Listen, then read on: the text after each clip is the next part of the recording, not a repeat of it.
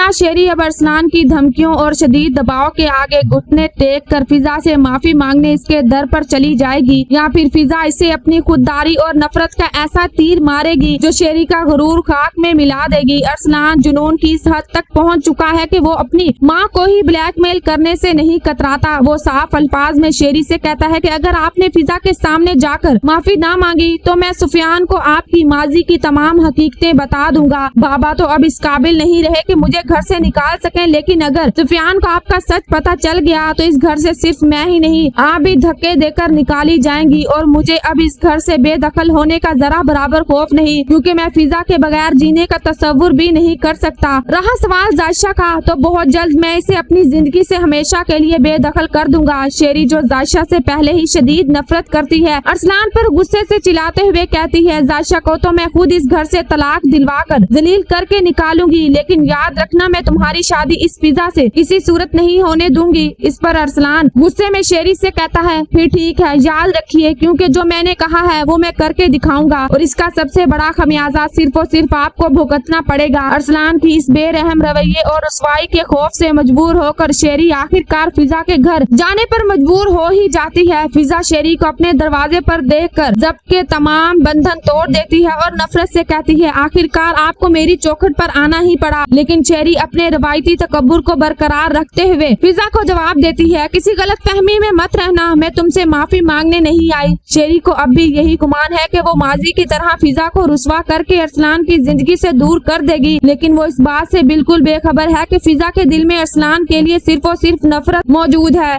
फिजा शेरी की आंखों में आंखें डालकर दो टोक लहजे में कहती है, मैं तो बस तुम्हें अपने सामने झुका हुआ देखना चाहती थी, मुझे तुम्हारे बेटे से कोई दिलचस्पी नहीं, बल्कि मुझे तो अरसलान नामी शख्स से शदीद नफरत है। अगर चाहो तो अपने बेटे को संभाल कर रखो, क्योंकि मैं आमिर से शादी करने जा रही हूँ। तुम्हारे बेटे का जुनून मेरे लिए अजाब बन चुका है, अब सिर्फ तुम ही मुझे इस मुसीबत से छुटकारा दिला सकती हो। यही एक खतरनाक मोड़ जन्म लेता है। शेरी, फिजा और इसकी माँ अब एक नापाक इत्तेहाद बनाकर अरसलान के खिलाफ एक गहरी चाल चलने वाली है। शेरी अब अरसलान को धोखे की ऐसी दलदल में धकेलेगी जहां अरसलान अंधा एतमाद किए बैठा है। इसकी माँ इसके साथ मुखलिस है, लेकिन जब फिजा की शादी आमिर से तय पाएगी और सच्चाई अरसलान के सामने बेनकाब होगी तो इसका गुस्सा और जुनून तमाम हदें पार कर जाएगा। अरसलान अब शेरी को भी माफ करने के मूड में नहीं रहेगा, क्योंकि इसे ये एहसास तलख हकीकत बनकर डसेगा कि जायशा के साथ इसका रिश्ता भी शेरी की ही एक शातिराना चाल का नतीजा था।